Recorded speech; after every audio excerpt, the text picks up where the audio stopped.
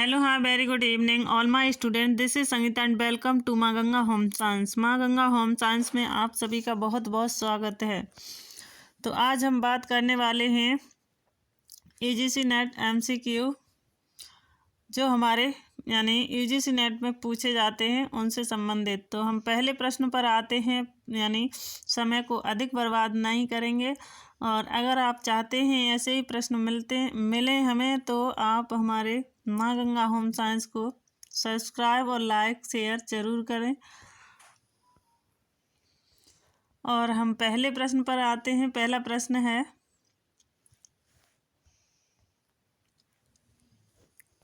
प्रश्न कह रहा है संतुलित आहार बैलेंस डाइट का मुख्य उद्देश्य क्या है। तो बैलेंस डाइट का मुख्य उद्देश्य क्या है, तो आप लोग इसमें बता सकते हैं। आप यानी इसमें कौन सा राइट आंसर होगा। तो केवल ऊर्जा नहीं, बैलेंस डाइट में केवल ऊर्जा नहीं होगी। केवल शरीर की वृद्धि, शरीर की वृद्धि कौन करता है? प्रोटीन। ऊर्जा कौन देता है? कार्बोहाइड्रेट। ये सभी को मालूम होगा। कार्बोहाइड्रेट,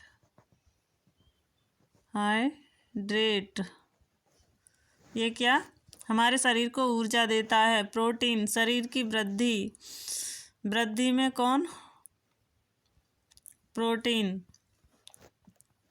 खनिज लवण, ये सभी इसमें होते हैं। सभी आवश्यक पोषक तत्व उचित मात्रा में देना। रोगों का उपचार, रोगों का उपचार तो जब ही होगा जब हमें इस रोगों का उपचार तो अलग है।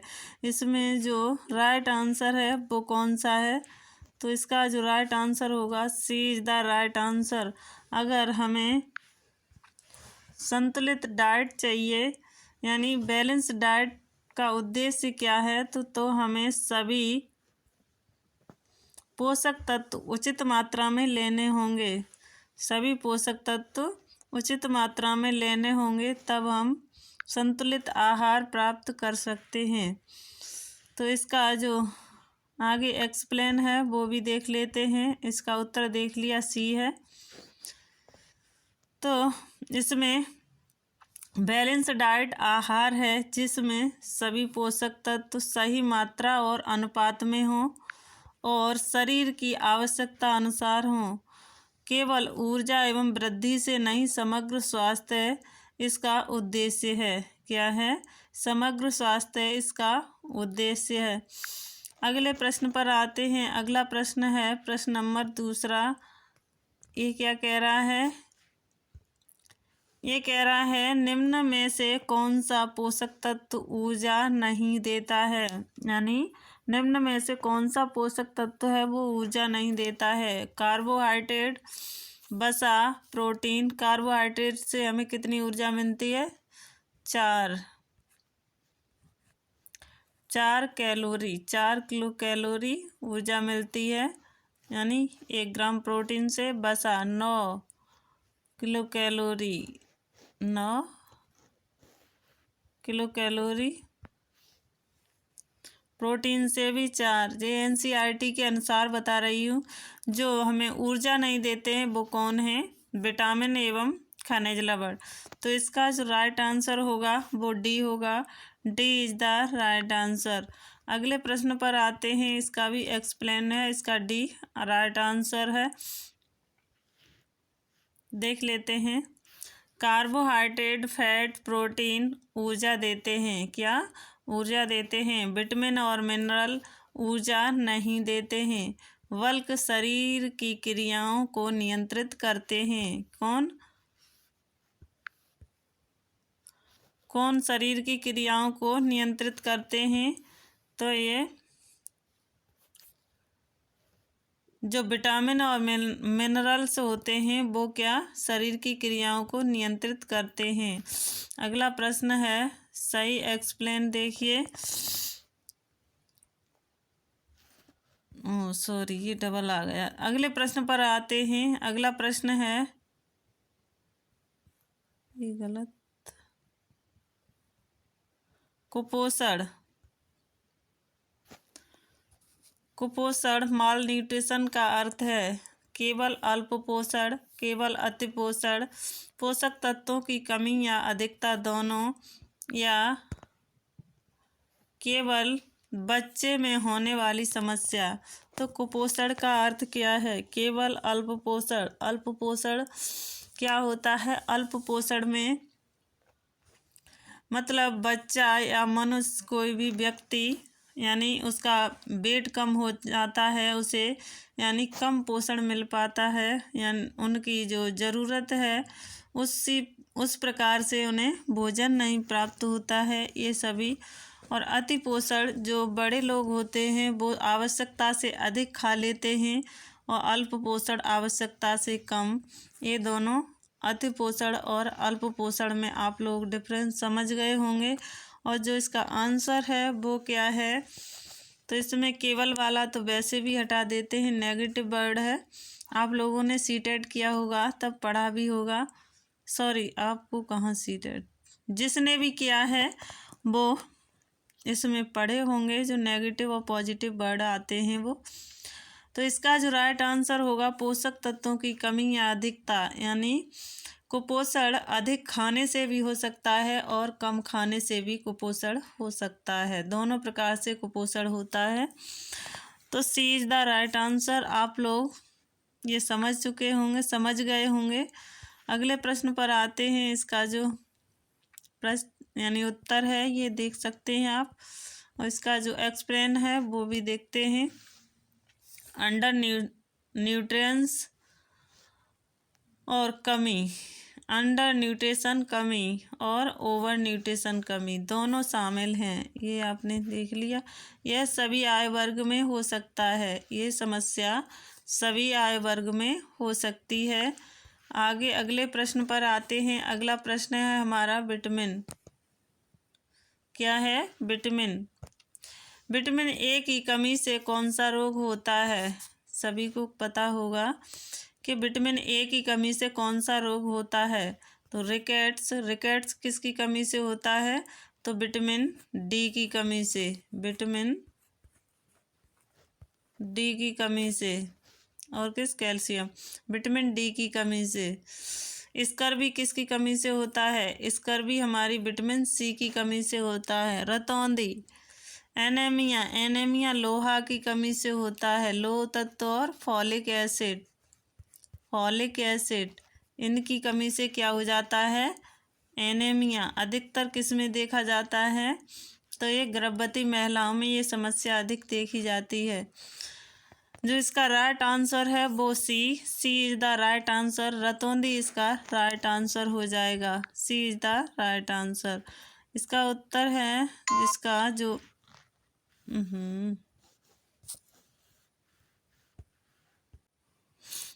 देखिए एक्सप्लेन ये दिया हुआ है। आप इसकी कमी से क्या? रतौंधी आँखों के लिए आवश्यक है, इसकी कमी से नाइट ब्लाइंडनेस यानी रतौंधी हो जाती है।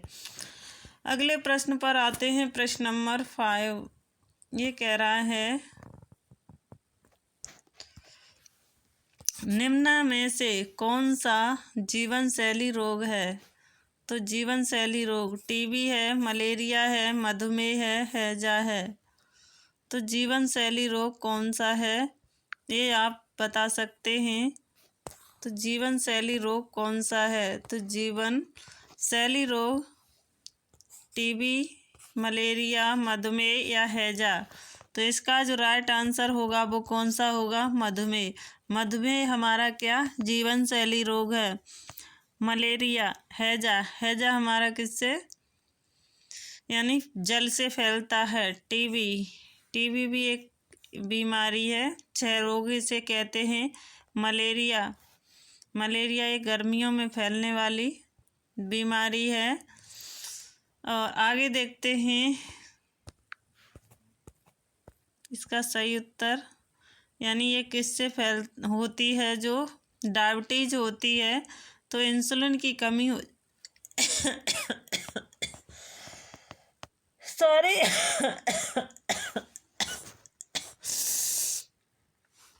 कमी होने के कारण ये बीमारी होती है।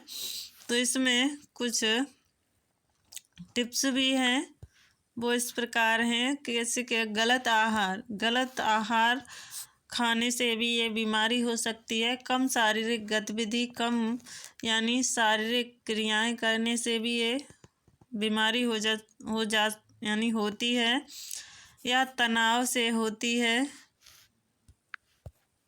या डायबिटीज, ओबिसिटी, हार्ट डिजीज, ये सभी इससे हो जाती हैं। तो ये आपको समझ में आ गया होगा। जो डायबिटीज है वो किससे होती है, तो जो बीमारी है वो इंसुलिन की कमी हो जाती है और शर्करा अधिक हो जाता है तो डायबिटीज हो जाती है। 6 नंबर पर गृह विज्ञान का मुख्य उद्देश्य क्या है? गृह विज्ञान का मुख्य उद्देश्य क्या है? केवल भोजन पकाना, तो केवल वाले तो मैंने पहले ही बता दिए थे, ये नेगेटिव होते हैं तो ये भी कट करते हैं। ये भी हमारा राइट आंसर मिल चुका है कि गृह विज्ञान का मुख्य उद्देश्य क्या है, तो केवल भोजन पकाना नहीं, केवल सिलाई करना नहीं, केवल महिलाओं को शिक्षित करना नहीं, परिवार और समाज के जीवन स्तर में सुधार लाना, ये गृह विज्ञान का मुख्य उद्देश्य है। परिवार और समाज के जीवन स्तर में सुधार लाना गृह विज्ञान का मुख्य उद्देश्य है। C is the right answer. Home science nutrition, health और रिसोर्स मैनेजमेंट, चाइल्ड डेवलपमेंट, लक्ष्य क्वालिफाई ऑफ लाइफ सुधारना, इस सभी में लक्ष्य क्वालिटी ऑफ लाइफ सुधारना, इसका जो मुख्य उद्देश्य है होम साइंस का। अगले प्रश्न पर आते हैं। प्रश्न नंबर 7 ये कह रहा है आयरन की कमी से कौन सा रोग हो जाता है? इसका भी अभी बताया था। विटामिन सी की कमी से, एनीमिया लौह तत्व और फॉलिक एसिड की कमी से होता है, रिकेट्स विटामिन डी की कमी से होता है, बेरी किससे, विटामिन B1 की कमी से होता है, विटामिन B1 की कमी से होता है। तो इसका जो राइट आंसर है वो कौन सा होगा? आयरन की कमी से कौन सा रोग होता है? तो anaemia, B is the right answer. अगले प्रश्न पर आते हैं। ये हीमोग्लोबिन निर्माण कमी एनीमिया महिलाओं में बहुत कॉमन है। जो भी गर्भवती होती हैं उन महिलाओं में अधिकतर देखा जाता है। एनीमिया लौह तत्व की कमी से होता है और हीमोग्लोबिन की इसमें क्या कमी देखी जाती है। आगे देखते हैं। अगला प्रश्न है प्रश्न नंबर 8।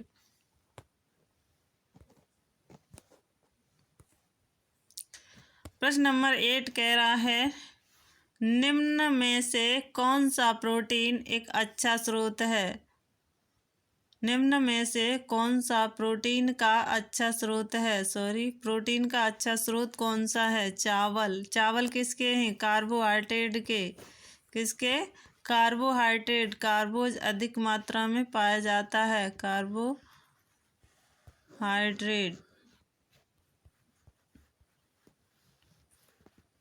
आलू, ये किसका? ये भी कार्बोहाइड्रेट। शर्करा अधिक मात्रा में, इसमें स्टार्च अधिक मात्रा में मिलता है। कहाँ से? आलू से, इससे। और चावल से भी स्टार्च मिलता है। चीनी भी शर्करा है एक, इससे भी क्या कार्बोहाइड्रेट के उसमें आता है। जो दालें हैं, दालों से हमें क्या प्रोटीन मिलती है, वो भी कौन सी प्रोटीन मिलती है? सेकेंडरी। प्रथम स्थान पर कौन सी प्रोटीन होती है? पशु से प्राप्त प्रोटीन, जैसे कि दूध से बने पदार्थ और मांस मछली आदि सभी ये प्रथम श्रेणी में प्रोटीन आती हैं। ये द्वितीय श्रेणी में आती हैं, यानी तो ये दालें, फलियां, ये सभी द्वितीय श्रेणी की प्रोटीन है। आगे देखते हैं। इसका जो राइट आंसर है आप लोगों ने देख लिया होगा, सी इज द राइट आंसर। अगले प्रश्न पर आते हैं। प्लांट प्रोटीन भारत में मुख्य प्रोटीन स्रोत हैं। चलिए, तो 2 प्रकार से हैं, एक वानस्पतिक और एक जनतव्य, यानी पशुओं से यानी जंतु से प्राप्त, और एक किससे? वनस्पति से प्राप्त। तो ये 2 प्रकार की प्रोटीन पाई जाती हैं। ये आपको सही से समझ में भी आ गया होगा, मैंने पहले बता भी दिया है। आगे देखते हैं, अगला प्रश्न है हमारा, खाद्य मिलावट फूड अडल्ट्रेशन का प्रभाव क्या है?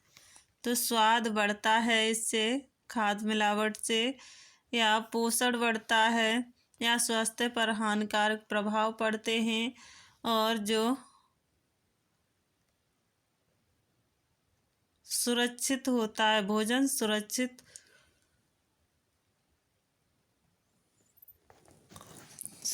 होता है। तो इसका जो राइट आंसर होगा वो क्या होगा? तो खाद्य मिलावट क्या है? फूड अडल्ट्रेशन का प्रभाव बुरा पड़ता है। कैसा?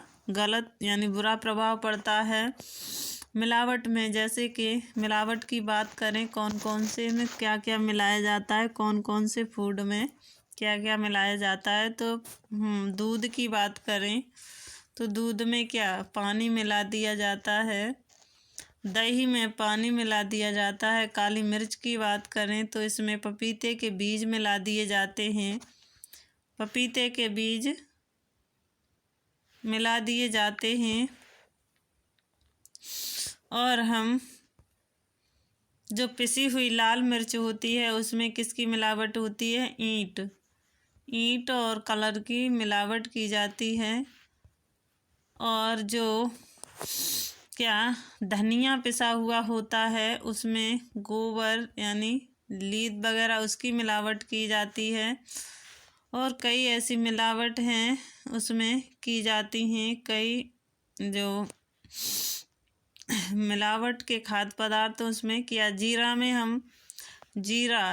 में हमने खुद देखा है, आप लोग देख सकते हैं, सौंफ को मिलाया जाता है। किसको?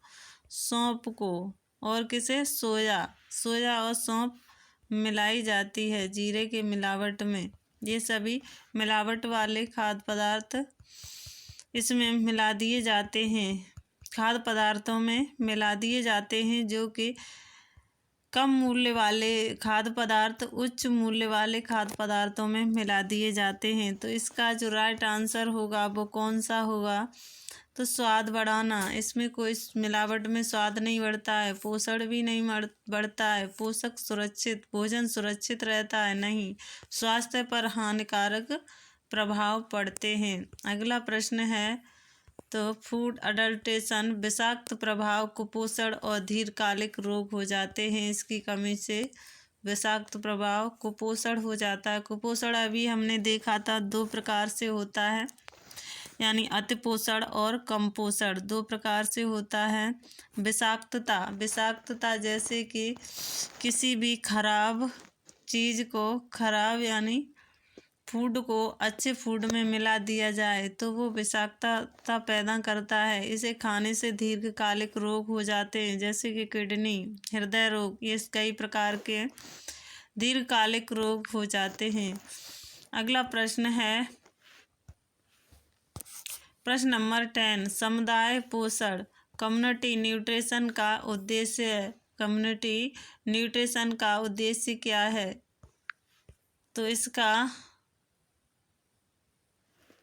उद्देश्य क्या है? व्यक्तिगत आहार, अस्पताल पोषण, समुदाय के पोषण स्तर में सुधार, केवल बच्चे का पोषण।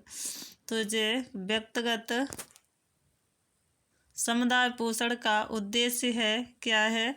समुदाय के पोषण स्तर में सुधार।